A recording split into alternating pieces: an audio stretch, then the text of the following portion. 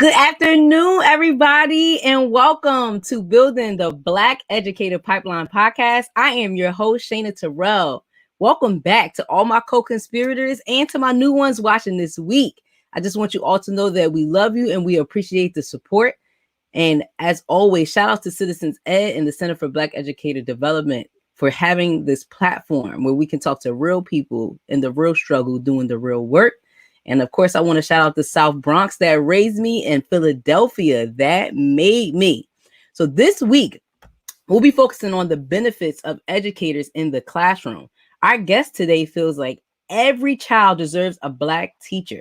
So to all my folks out here watching, do you agree with that? Do you believe that every child deserves a Black teacher? And if so, why? Please comment in the chat. So my guest today, Dr. Micia Mosely, the founder and director of the Black Teacher Pipeline. Dr. Mosely has dedicated her career to helping students reach their full creative and academic potential. A teacher, analyst, and product of public school education, she designs custom reform strategies that help educators and administrators increase equity while maximizing school performance. Mosely brings a wealth of classroom experience to her work, infusing bold strategies with real-world approaches that understand the burdens faced by educators and administrators. She's an expert on leadership, cultural competence, database inquiry, and school design.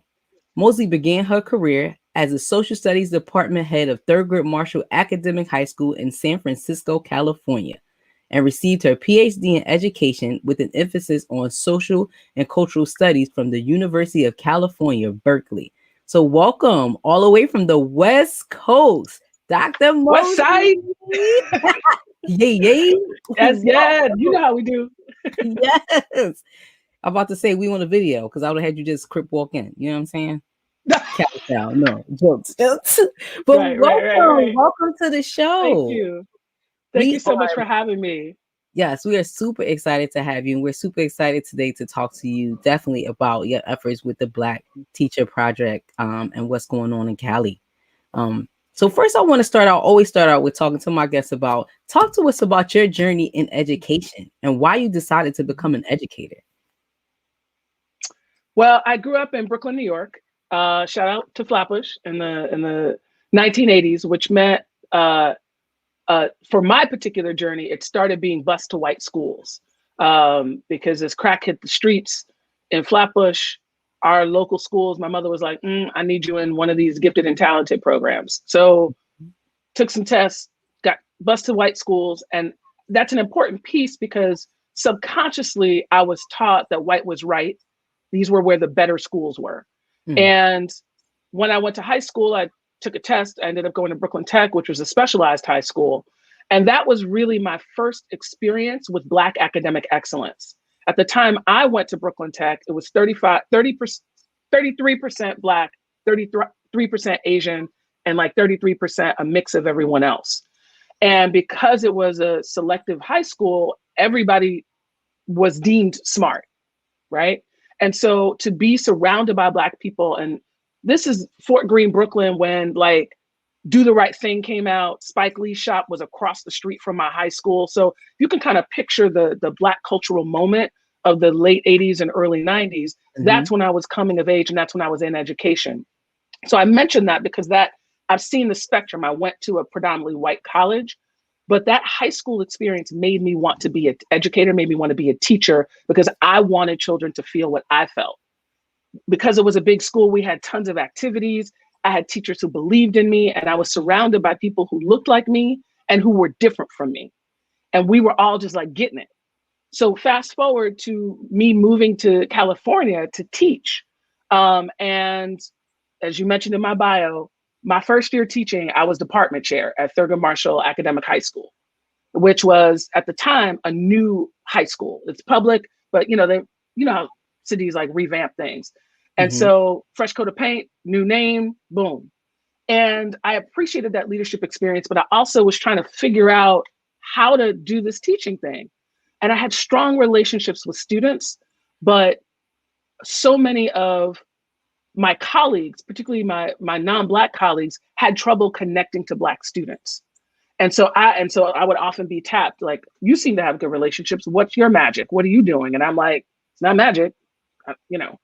But over time, I felt myself really being frustrated by the lack of professional development to address those racial disparities. And I'm not going to say racial disparities in student achievement. I'm going to say racial disparities in teacher skill and knowledge. Mm-hmm. And so I ran off to grad school, went to UC Berkeley, go Bears, to get my PhD, because I was like, oh, once I become Dr. Mosely, everybody gonna listen to me. I'm gonna do it. Racism is racism, whether you got a doctor in front of your name or not. That's right. What I will say is I have opportunities like this to say things that I would have said before grad school. But doing the research, like having some documentation to back up what I'm saying has made the difference. So fast forward again to 2014, I'm engaged in professional development, and I run into a former student from Thurgood Marshall, Belinda Bellinger, who's like, "What's up, Miss Mosely?" And I'm like, "Why are you calling me Miss Mosely? And it's all grown folks." And she is now grown up to become a teacher. When I taught her in 10th grade, she was not a strong student, but she knew I loved her and believed in her. And so we had developed a rapport, but lost touch. And she was now thinking about quitting teaching, because she was like, I don't know if it's for me. I really want to like talk about real issues and have students, she's an English teacher, really learn and read books that connect to them. And I don't feel like I can do that in education. And I had written my dissertation about Black teachers navigating multiracial spaces and just like what needs to happen. When I reconnected with Belinda, I basically was like, I now need to dedicate my life to supporting Black teachers and staying in the classroom and transforming schools. So what happened to me doesn't happen to her or any other Black teachers. And I think that for many of us who had experiences in white schools, you can become successful in an inequitable system, and that can confuse you if you don't know who you are and what you're there to do. Because then it's like, let me just make sure that these Black babies do what I did to be able to quote unquote make it. Nobody talks about the thousands of dollars in therapy we spend trying to undo the harm that education has done to those of us who are quote successful in the system. So that's deep, right? Like, especially that point.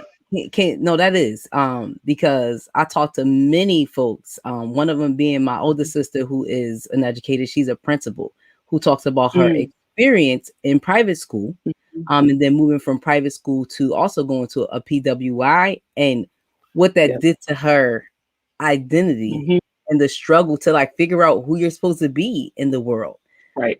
Can you unpack that a little bit for folks who like went to school with predominantly Black or Hispanic folks?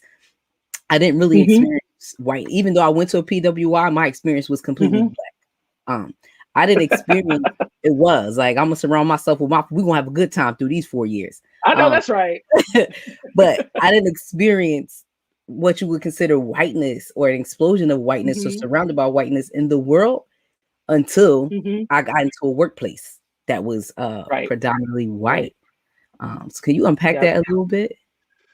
Yeah, I mean, so if we go back to even the history of education, right? So I was a history teacher, so I think it's very important that whatever field you're in, you understand the history of it. Too often we just kind of start with the latest.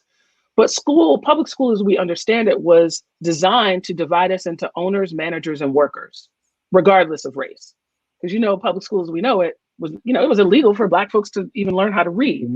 So when you understand that trajectory of how we as Black people even came into education, you have to appreciate the richness of all Black schools. Now, when we think about the history of HBCUs, so many of those land grant schools, it's a really complex situation. So many of those were about training people to be agricultural workers. That's why there's so many agricultural, mechanical HBCUs, right? Over time, we're like, we could do lots of other stuff, right? But for many people, being a teacher was a main professional path. Cut to Brown versus the Board of Ed. Over 30,000 Black teachers are just fired, period. And the only Black teachers that are able to stay had master's degrees, had formerly been administrators, most of them. And now they're, regulated to teaching in circumstances that don't allow them to shine. I'll put it that way. And so from the beginning, for those of us who are alive today, our frame of so-called integrated schools is that white is right. Mm-hmm. Right. So not only is the teaching force predominantly white women, people say that all the time. When you look at leadership, there's a lot of white men. Right. So people talk about the white women, but I'm like, check your principals and superintendents, like check those demographics. Right. Somehow there's not a lot of men. Decisions. Exactly. Across race, the men get to be in leadership positions. That's another podcast for another time. But I say all that to say the PWI experience, a predominantly white institution experience, then structurally and culturally, the sheer numbers create more opportunities for siloed. I won't even say segregation, and I won't even say, in many cases, affinity, but a siloed experience for people of color. Mm-hmm. And so how you navigate a campus, how you talk to a teacher or a professor about your learning is skewed by just the sheer numbers of a dominant culture, in this case, white people, and the way school is set up. So the individualism that we see in schools versus the collective learning that many people of color come from. You get individual grades, you get individual assignments. If you're working together, it's cheating, right? So all of these subconscious pieces get into your head. And so even the way I was prepared to speak, I'm talking to you now, and now at 48 years old, I speak the way I speak. I don't think of it as code switching. I just think of it as like what I feel like saying, how do I feel like saying it in this moment. But for much of my life, I knew why I was department chair at Thurgood Marshall. It was all men in my department. I was a woman. I spoke a certain way. At the time, my hair looked different. I did the interview with the clutch pearls. So, I might have done a little bait and switch on the principal. I came with the pearls, and then I showed up to school with the braids, and he like, is that right? What? Who you? I was like, bro, I was trying to get this job though, right? But the identity development, the experience of, for many of us, coming out as Black, if you've been in these predominantly white institutions for so long, depending on what's going on at home, you've got to understand your lane of Blackness, because the media will tell you there's one way to be Black. And if you're not that way, if all those tropes about, oh, you talk white, you're trying to act white, right? Who your friends are, all of those things impact your educational experience. And when you're in PWIs, if I graduated with John Andrew Morrison, Nicole, and one other brother in my undergrad. The fact that I can name the three Black, so I can't even name, right? So if we all hung out, but we didn't. We all kind of went our different ways. And so it took some time to really understand my Black culture. And what I want for young people is, however you identify racially, that you get to experience the fullness of the diversity of that group. There's no one way to be Black. In the Black Teacher Project, we're real clear about that. Yes. You need to do more than show up as Black, but there's more than one way to be Black. Yes. So the Black Teacher Project, can you talk to us a little bit about what that actually is? Because I think it's amazing what you're doing. And just like us at the Center for Black Educator Development, there's a lot of folks who watch the podcast. There's a lot of synergy in building this work to develop and recruit Black teachers. Can you talk to us a little bit about what y'all do over at the Black Teacher Project? Right. So our work has evolved over time. When we first started, we were about recruiting, developing, sustaining Black teachers, right? That was our jam. Like, how do we get people in? How do we support folks really through healing and leadership to sustain themselves? About a year and a half ago, we were like, I don't know if we need people sustained in this nonsense, right? And so we shifted our mission to really be about supporting teachers to reimagine schools as places of liberated learning. And so the sustainability is about sustaining you in the fight to change schools.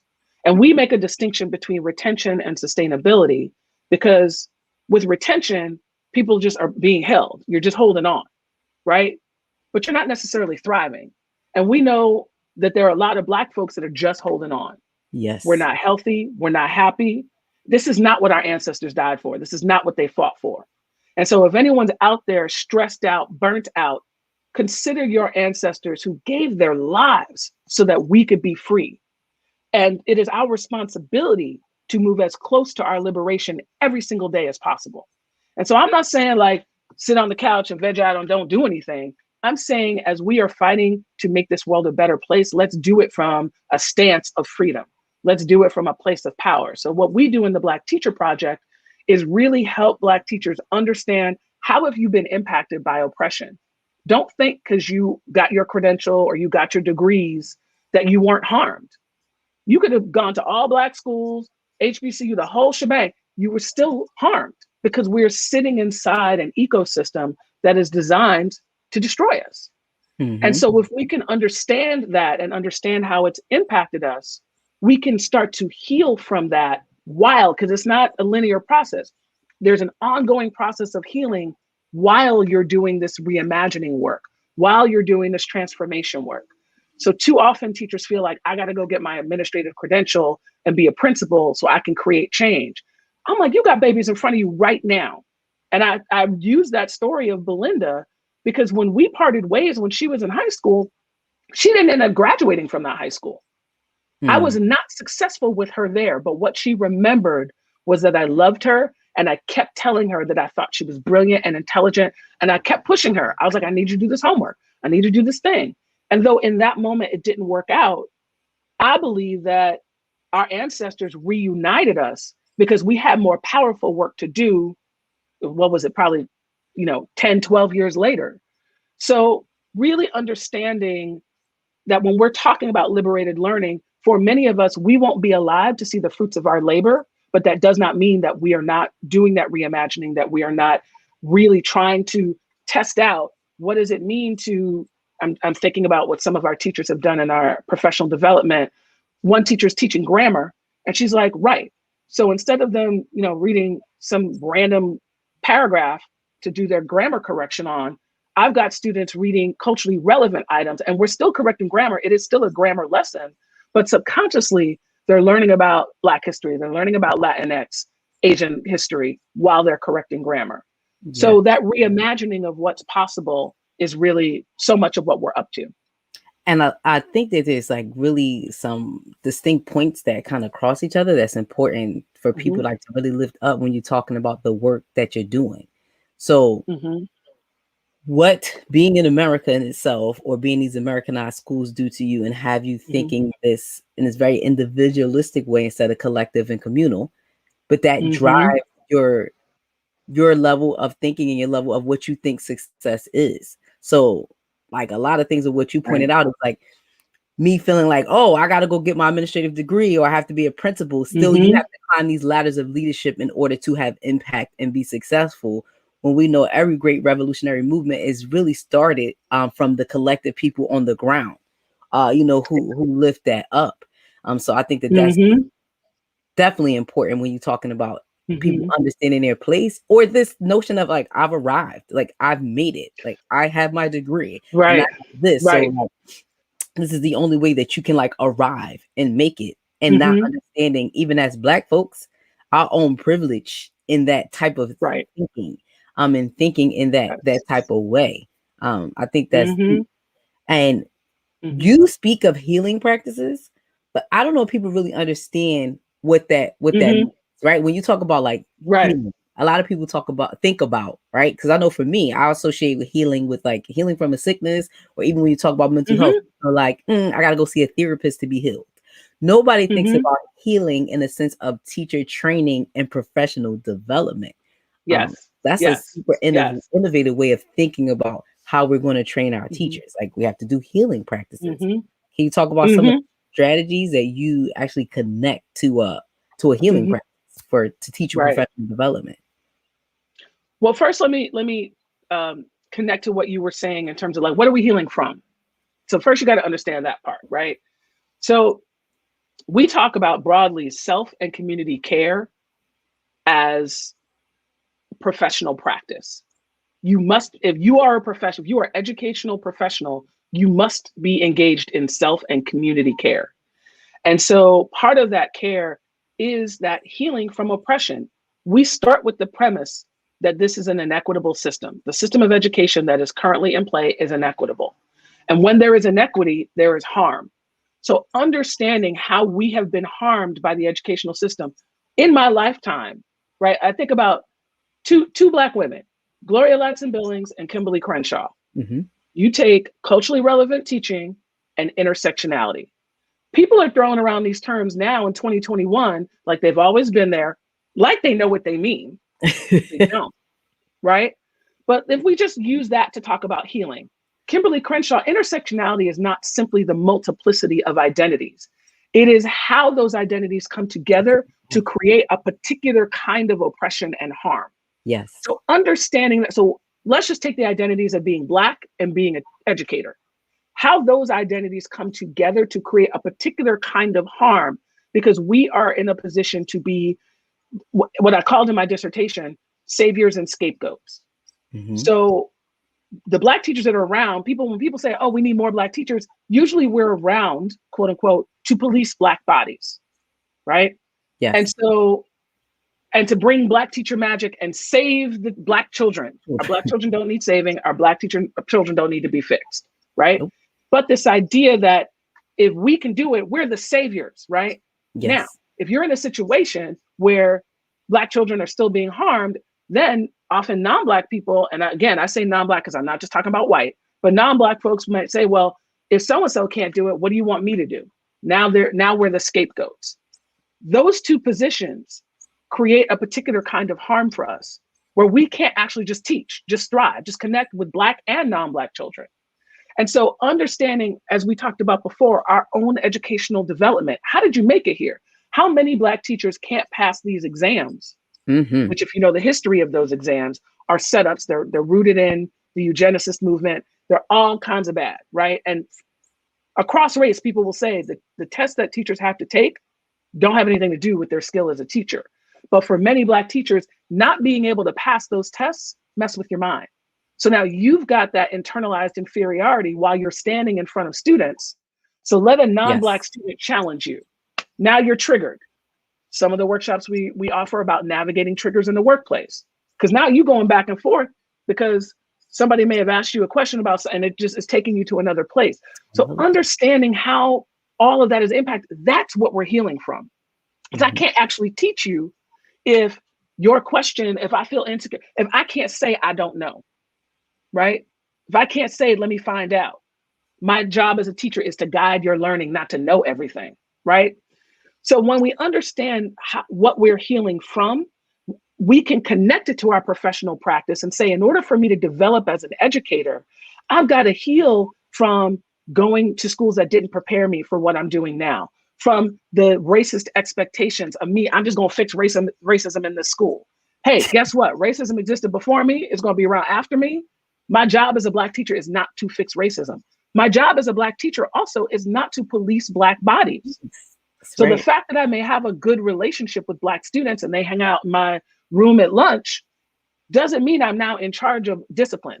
How many Black men become administrators through the lens of becoming deans? How many Black men are on the operations side and not on the instruction side? All of that gets into our psyche and creates opportunities where we need to be healed in order to be fully self-expressed and thrive. And it's not like just individual, I want to feel good. It's because we have things to offer that can transform this school system.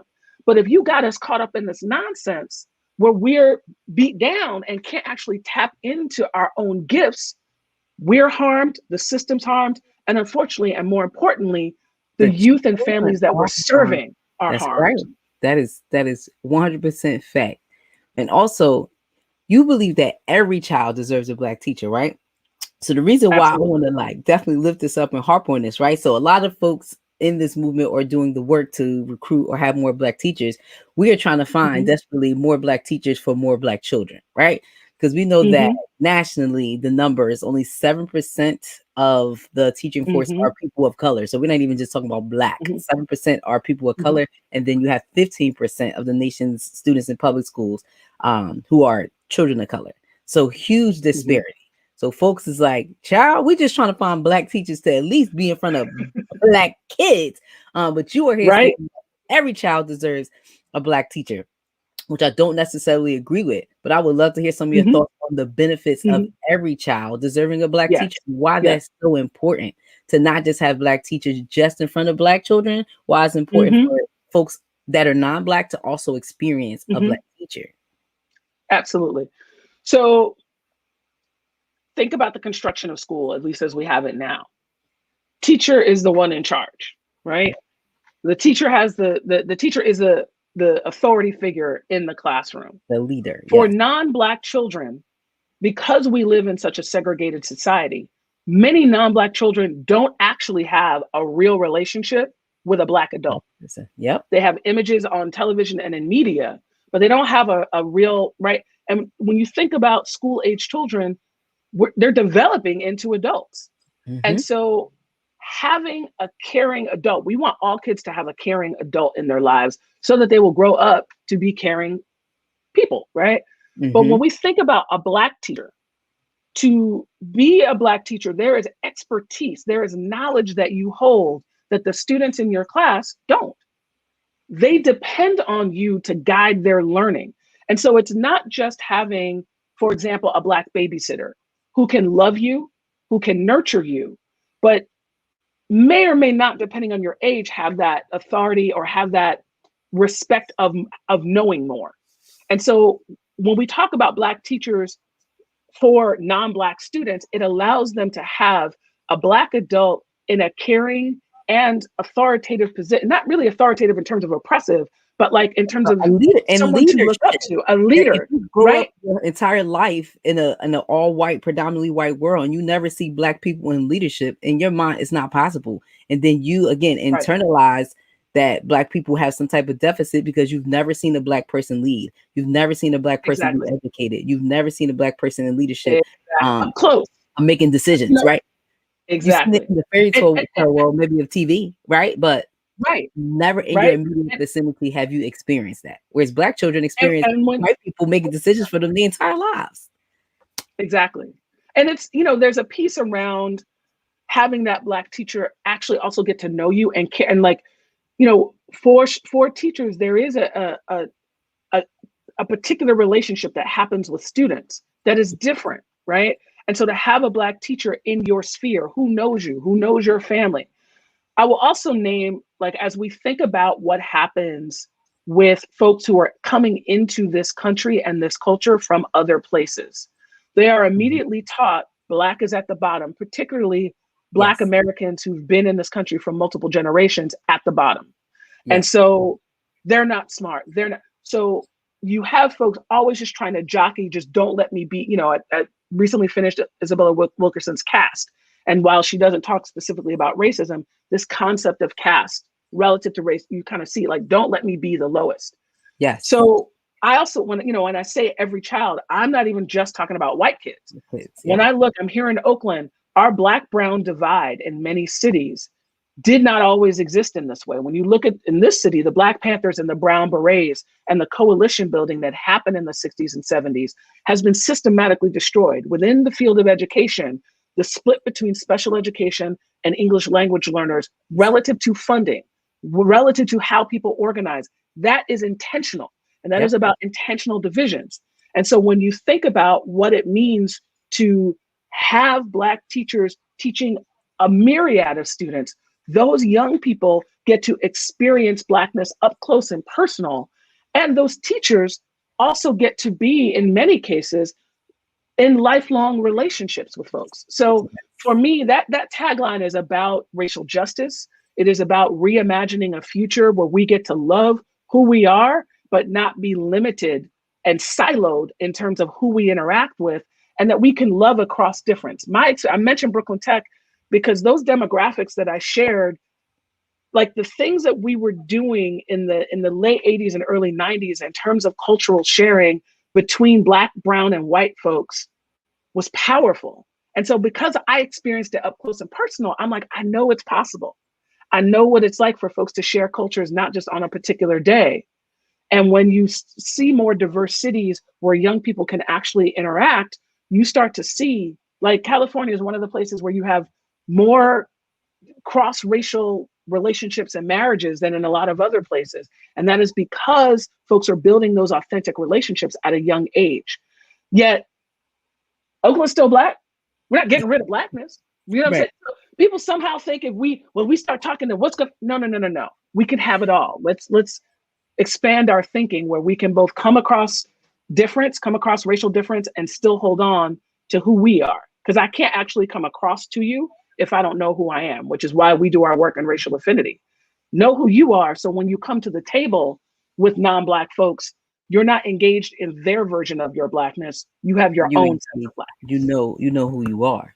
And I love that you Right. said like sharing cultures beyond a day. Because again, I don't think that people realize when you have these cultural awareness day at the school or international festival day, and like we're going to celebrate someone's culture like for the day. And not understanding what it really means to live in a society where we should be cross-cultural and understand and support and affirm each other and being and just living. But in doing that, it doesn't strip who you are. It doesn't strip your culture, your identity, or your pride. Because again, living in a white supremacist society. Go ahead. Yeah, I was just gonna say, like, part of white dominant culture includes dichotomous thinking, either or. And so when we move to diunital thinking, which is a both and, right, we start to see more possibility. I can both be steeped in my own culture, right? And it's not like there's one Black culture. So let's deal with that part. Yeah, you know not what I mean? monolithic. Just in Black racial affinity. Several times on this show, Black people are not monolithic. We are not. We are not. No one is, right? So we got a lot going on there. But I can both be steeped in my culture, the multiplicities of my culture, and still connect with you authentically across racial difference. But what happens, and this goes back to what we were talking about earlier with the PWIs, when I don't know who I am defined by others. And in order to be successful in whatever environment I'm in, I may lean into their definition and understanding of who I am. So you have Black people performing whiteness and internalizing those performances because there isn't a strong foundation of what they're again, there's no one way to be Black. And in the Black Teacher Project, all kinds of folks are like, well, I identify as this. Can I come? To the meeting? I know it's racial affair. I'm like, look. When people say Black Lives Matter, you think they talk about you? Then you can come. If you got questions as to whether or not that's talking about you, we're not for you. Maybe. Right. And then I also say, there's when I say you have to do more than show up as Black, it is about centering a Black experience for us in the Black Teacher Project. People will say, I'm a teacher who happens to be Black. Okay. In that language, you're centering teaching and you've got Blackness kind of I happen to be, right? Right. And so for us, it is that diunital. It is both and. It is the intersection of the Black teacher identity. That's what we're playing with, because my best friend is a physician. She's doing very similar work in pediatrics. Okay. And it's ironic that we've been best friends since kindergarten. And we looked at each other a couple of years ago. We're like, how on earth did we both end up here? But it's because we both went to predominantly white schools. We both knew at a young age, she wanted to be a doctor, I wanted to be a teacher. And as we got in the system, we're like, that's nonsense right here. It's crazy. I can't just teach. She's like, I can't just heal the babies. I have to actually transform that for the next generation, what this field is. Because both of you that's what we're doing. Yeah, both of you are in professions that are like racially oppressive. So needing to and necessary. Like healing, like you need to go to the doctor and you need to go to school. You can't care what year, it could be the 1800s, the 2020s. I'm gonna need you to go to both. You can't escape either one of those. So definitely inserting healing practices for people who don't have a choice but to survive within these professions or are of service or in service to professions. I think that's super important. And you talked about affinity groups. And I think that definitely in sustaining, because I think that you made a really good point earlier about retention. Right? Like we ain't just trying to hold on to people. We ain't want people just holding on and hanging on by this thread. We are trying to make it a sustainable profession where your own soul is sustained. You feel like you are not burnt out and being able to provide quality work to children. So I think sustainability is a much better word than retention. I like how you framed that. But I know that affinity groups are an important part of sustainability. Can you talk about the work that the Black Teacher Project does in terms of affinity groups and why that's so important to establish that? And I want to make one more distinction, because when we talk about affinity groups, people now sometimes think about affinity in terms of race, but affinity groups expand way beyond that. That's yes. What we like to remind folks is that we are already organized in affinity. Affinity groups have been in existence since the beginning of schools. We are in affinity by age. We are in affinity in some cases by gender. We've been in affinity by subject matter. So affinity is not new. When we talk about racial affinity, that's when people get, they get twitchy. Right? And so we like to just normalize affinity. Why do we have things called high schools? Why do we feel like we need to separate teenagers and their learning from other, right? Because there's an affinity, there's something about folks who have around the same age or around. Why do we have science departments? Because there's something about bringing scientists together to talk about how you're going to teach. So we already understand the value of affinity. Let's talk about what we need to do in racial affinity. And I know that after last summer, when people found out about racism, because that just hit the streets, like hot off the presses. There's racism in the United States. Are we racist out here?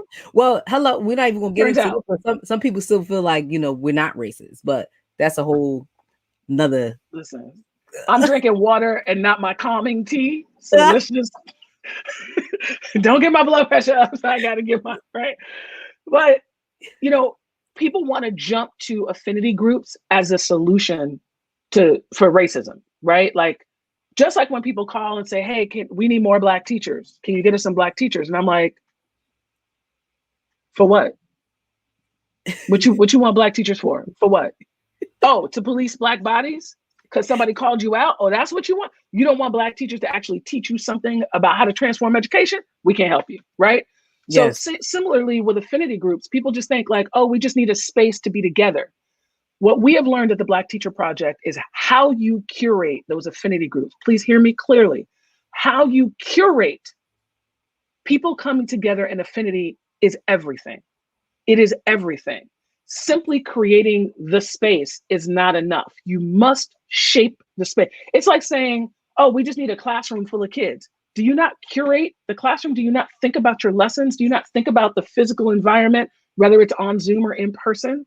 Or on video or in person. So just this idea of taking care to understand what is the purpose. I have seen affinity groups turn into vent sessions, and folks who would otherwise want to come get disengaged because who wants to show up and listen to people complain for an hour? Or it's a call to action and people are so busy trying to act and change things, but they're acting from a place of hurt. So at the Black Teacher Project, all of our racial affinity, first of all, our professional development is for Black teachers by Black teachers. That is the core of what we're up to. And so one, we want Black teachers to be able to see other Black folks in leadership who are focused on their development. Their development for us is always rooted in three primary things: Black love, healing, and leadership. Because we believe we must start from a place of love and start from a place of love of our own Blackness and us as a Black community. When we think about healing, as we talked earlier, we've got to understand how we've been harmed, not only by this country and in general, but by the very system that we've chosen to be a part of. We are now agents of a system that is destroying Black lives. That's some stuff. That is some. You can't just roll up and do your job every day unless you have a space to actually make sense of what is mine to do, given that this is the position I'm in. Yes. It's not just let me get all the babies to do what I did to be quote unquote successful, because quiet as it's kept, you got your own pain points. And so that third piece of leadership for us is you don't need to be in positional leadership. This is part of the mindset shift. if we're waiting for the sanctions of other people to make us department chair and put me on the instructional leadership, man, you may never put me in a positional leadership role. But when you roll up in a school, I always ask people, who do you think runs the school? You think it's a principal?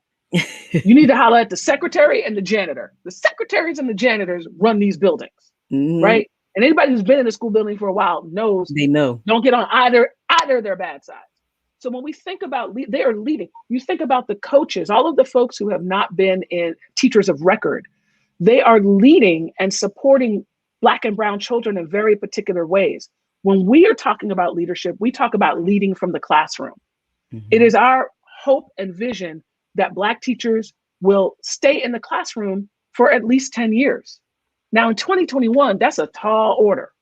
So we say, it may not be full time. You might be an administrator, but we want you to hold on to 1 or 2 classes. If you're in elementary, we want you to co-teach and have your own class that gets to see you teaching, not just as an administrator, but teaching. So when you are leading a building, you're not going off of what you did 20 years ago.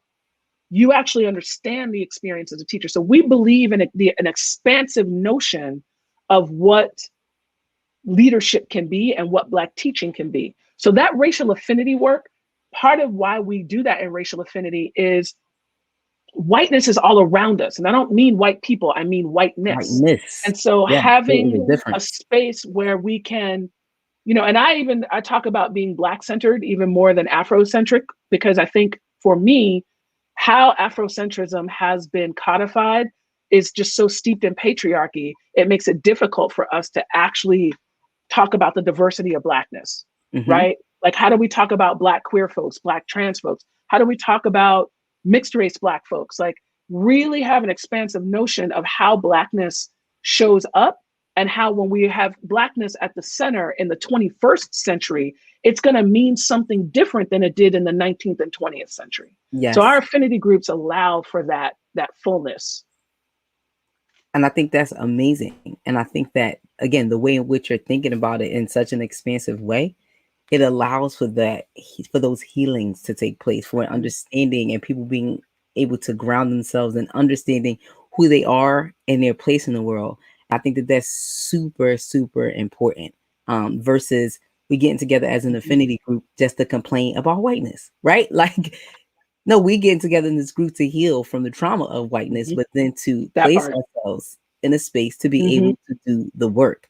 And I think that that is super important. The other point that I just want to highlight, clap, and lift up is this notion that even though you are a leader, you should be in the classroom and not attached. So yes, attached to, like, you have to know what's going on. You have to be in the know, but also attached to the impact that that has on children, especially in terms of a shortage, right? Like, and we don't have enough Black teachers. You as an administrator is one less person, one less Black person in front of these children, Black, white, or whatever. So you holding on and being an influence, and having those deep connected relationships, as you said, the teacher to student relationship is so different.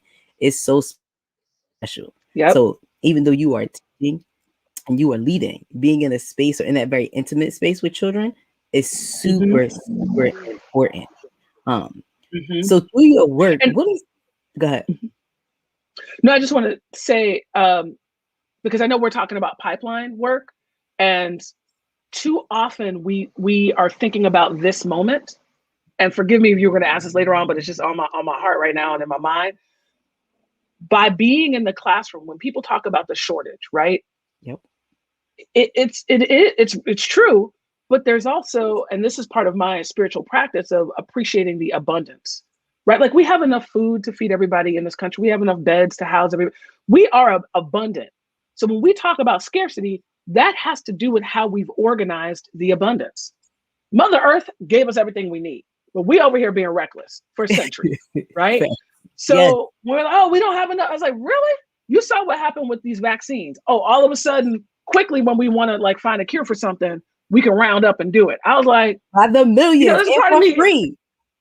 For free. I was like, y'all, we playing ourselves. But let me, again, another podcast, another time. But in terms of the being in front of young people, if we think about education's not going anywhere. So it is not just about how do we find teachers right now, but how are we in front of a fifth grader, inspiring them to say, when I grow up, I want to be a teacher? So one of the things we do in the Black Teacher Project is we pay our teachers, right? We pay folks to engage in ongoing professional development. Why? One of the main reasons why people don't want to be teachers is that there's no money in it. Kids aren't stupid. They're like, Right. so especially for the children who are growing up in poverty, they're like, so you want me to get cursed out on a regular basis and be broke? How about no? How about no?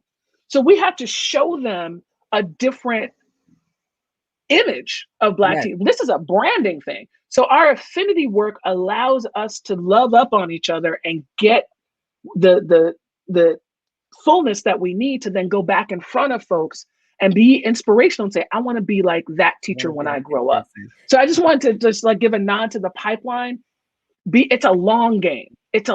Just like racism is a long game, so is this transformation work. So we have to be okay with, may not see it in my lifetime, but I'm doing my part right now. Yeah, it's definitely a long run game. And exactly what you're saying. I always say, like, it's our job in building this pipeline to inspire young people to aspire, right? To want to be. Love that. Like, we inspire so that they can aspire, because we're not going to have a pipeline. We're not going to have a pool of folks to actually build from or choose from if we're not inspiring young people to aspire to be teachers.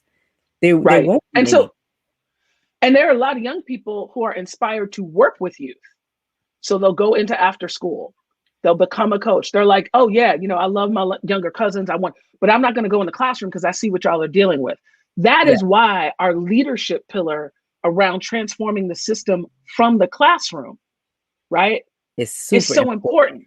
Yes. Because if you're just like being successful in this current nonsense, you are perpetuating the nonsense. Mm-hmm. And that's why I say people have to show up to the Black Teacher Project. You have to show up with more. It's not just about being Black. You have to have a frame. All of the folks who are involved in BTP have a frame around transformation, a frame around reimagining. And if that's not your get down, that's cool. There's 50% of other Black organizations that you can get involved with. But as for us, we're trying to change the game, and we need folks who are like liberation and reimagining, because that's the only way we're going to change the system. If you ain't down with that, you can go ahead and fine tune your skills somewhere else. But we really trying to impact and make change here. And like you said, it's a long run game. I should be able to 10 to 15 years from now see the students that I've taught, that I was in front of, and say, like, that's why I became a teacher. Look at this revolution that's happening right now. That's why I tell the story about Belinda. I mean, literally, I wrote my dissertation in 2003 about Black teachers. I reconnected with Belinda in 2014. My dissertation was sitting on a shelf for 11 years. My mama like flipped through it, but nobody read that, right? It's just there. When I reconnected with Belinda, I went back to it to create the foundation of BTP for her. She's still in the classroom. She's finishing her 9th year, right? She's like, I don't know about next year. I was like, Belinda, come on, shout out to Belinda. You the one, because she the one who came up with 10 years. I didn't come up with 10 years. She came up with 10 years. So I was like, B, I'm gonna need you to hit the goal, sis. Hit the goal, sis. Come on. But what we get in that is a personalization to understand. So, like, for example, in our programming, we didn't have childcare in our programming, but then Belinda had a baby, and she's like, well, I want to come, but I need somebody to watch Kamari. And I was like, bet. Let's get with the local parent organization and find out what babysitters would work in our Black affinity space. Boom, all of a sudden we have babysitters so that kind of like, you have to be responsive to the people you're trying to serve, just like we would with students. Those of us who are serving teachers, what is it that y'all need? So that paying folks are like, I got to leave, or I got to go leave to be an administrator and make more money. But if we're paying you to engage in this professional development and improve your practice, that puts a different. So I'm like, pay Black people, no more free Black labor. Pay Black people. The money is there for recruiting Black people, right? So removing financial barriers is one, but then you're also hinting on something that's major. And I used to speak about with children, but it's also important for educators, serving people holistically. Stop trying to serve a piece or a part, right? So stop feeling like I'm just teaching you math and that's all I need to do for your success. No, there's a whole person, there's a whole human in that classroom, and you're responsible for servicing the whole person holistically. As you say, being responsive to the needs, but also not feeling like that's something that you have to do alone. It's a collective effort. So people aren't getting burned out, or people aren't using the phrase like, I'm not a social worker, you're not, but we are a community and we are responsible for one another. And we need to be taking care of each other and supporting each other in a holistic way. And I'll just say, even like being on this podcast and connecting with you all, part of what, and I'm so happy that as I've connected with other organizations that support Black educators, we've from jump been collaboration, not competition. Because that whole, I gotta, especially those of us who are organized in nonprofit, like you're trying to get grant money. That is, and I never, now I'm like, all power to the people. I was like, that's the system. But it is like this scarcity model, right? But we know when we work together, there are no, the Black Panthers are not as successful as they are if they're not working with the Brown Berets. Martin and Malcolm, there's a whole story that, again, this history teacher in me is like, Harry, we talk about those, and we talk about Harriet Tubman. Harriet Tubman didn't do all that she didn't do it by herself. There was this idea of the whole Underground Railroad. So this idea of us working collaboratively and collectively cannot be underestimated, even when we think about supporting Black educators. So we're really excited. There's a Black Teacher Project, but there's also the Center for Black Educator Development. There's a Black Teacher Collaborative. Like there's so many organizations that are engaged in this work. And as we understand, hey, this is our niche. What's your niche? Okay, how do we come together? How do we connect? And if you are at all confused, this is about building power. So we want the pipeline so that when folks step in, they're stepping into building power. This is not just about having numbers to look cute. This is about transforming our society. So I just wanted that piece around coalition and connecting is just so, I'm just so happy to be on this podcast with y'all. And we happy we met you, sis, because that's an excellent point. The coalition of building power, right? Like in order to do that, you have to have coalitions. Again, being America sometimes blinds you to this notion of like everything is individual success, but no, organized as a people, having collective power, that's super important. And I also want to talk about, I think that's very reflective of the time that we're in right now. Like we agree, right? Like this is a historical moment, right? Absolutely. Absolutely. A historical moment. Like what would you consider, like why, right? Some people don't understand why this is a historical moment. And I know you do. Can you expound on like why is this a historical moment for us, and why is this important for Black people? And I see that Sister Peoples has got like a question around non-traditional educators. This is me being like trying to do a lot. So I'm gonna just combine those two. This historical moment for like, people talk about learning loss right now. And I'm like, the babies have learned so much this year. They learned that we don't care about elders. We don't care about youth. We don't care about folks who don't fit into these boxes of performing, of productivity. We have to understand our value beyond our labor. If we're just teaching kids to work, right? Which is do your homework, do your class. We're just your grades, your value is about your labor. Yes. Do you remember with Black people? That's not a good look for us, where our value is about our labor. Hello. So we have to you know what I'm saying? I'm like, listen to what you're saying, do the work. And I'm like, these babies, sometimes it's just about being. And I think non-traditional educators who are not inside of the classroom have helped shape this historical moment. So when you think about the movement for Black lives, when you think about BYP 100 in Chicago, like these younger folks, right? Who have been leading these social and political movements are educators.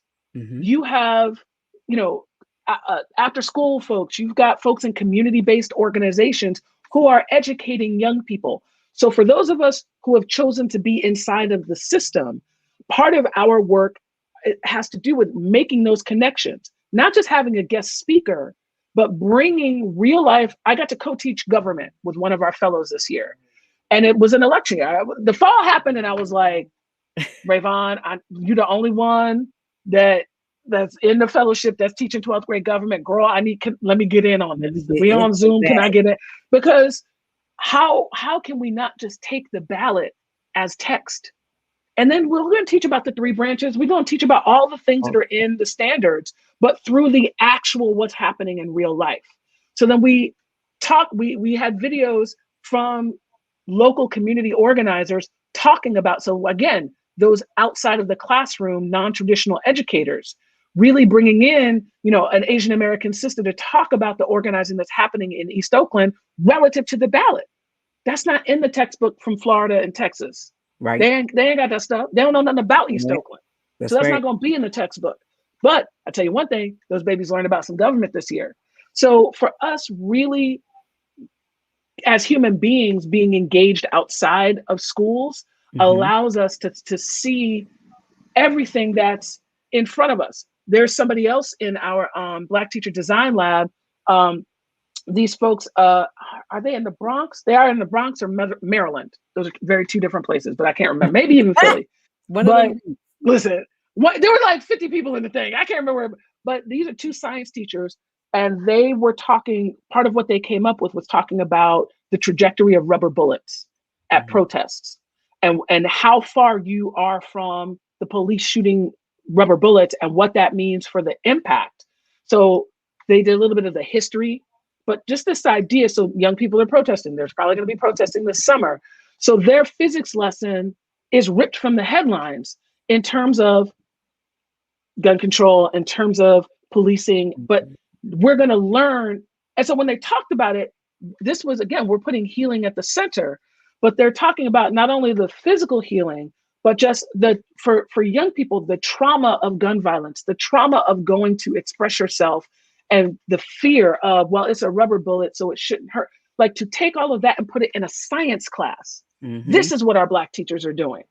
So this is why I'm like, and they're hitting the Common Core. Don't talk to me about Common Core.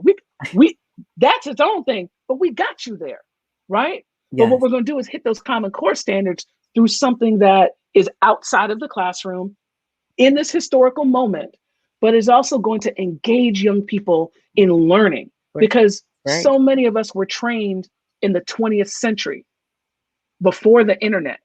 And I'll say, for me, the idea that we still hold on to teacher as keeper of knowledge is such a outdated, 15, 16, outdated, 17, right? These babies are looking up on they're like, Miss, that's not accurate. Look, what the thing said, that's not right. Yes. So we are not just banking that whole giving you not. We are curating, and we're curating the curiosity, right? Like we're trying to get you in. And so anyway, so I just wanted to use those examples of both the historical moment that we're in around centering Blackness, not just we've been oppressed, stop the oppression, but centering Blackness for our collective liberation. That's right. When Black people, and I would say Black women, are free, we all gonna be free. Yes. Because if you look at any movement, that's what we're up to. So this historical moment, and again, it won't last. Sometimes we get in our feelings, right? Trayvon happened, we had a whole bunch, Mike Brown, we had a whole bunch of stuff. Then 2020, and we're like, oh, I was like, but Trayvon was 24, that was years ago. We were telling you about this. Forget about this, just a couple years ago. So there is a both keep your foot on the gas pedal, and the historian in me says, have that larger perspective where we understand our ancestors who were on plantations were dreaming where we could be on a podcast having a conversation about this. So what are we dreaming of for future generations? Girl, no, that's right. We are winding down on time. So as always, I just want to give you a moment. Look, this is what happens when we out here building. I get to talk it. Yes. I always give folks an opportunity to say anything one last final word before I close out the show. So you have the floor right now. Thank you. So I want to say this work that we're talking about is inside out work. And so really having an opportunity to reflect on your own experience so that you can move forward powerfully is so important, and move forward collectively. Get your rest, get your healing on, and get your community on. Do it together, both in Black racial affinity and across racial difference. That is going to be key to our collective liberation. I know that's right. So, Micia, I want to thank you so much for coming today. This has been an awesome discussion. And thank you. And shout out to all my co-conspirators who have been watching. Please make sure you like. Please make sure you share. Please make sure that you comment. And today's discussion was most definitely most important and pivotal. Shout out to all our funders out there that are investing in this work. And please remember, when this historical moment is over, that does not mean that liberation has come. So continue to invest in this work, continue to invest in freedom, continue to choose to do the right thing. As always, thank you for joining us this week on Building the Black Educator Pipeline. I see you same time next Thursday. Thanks for watching.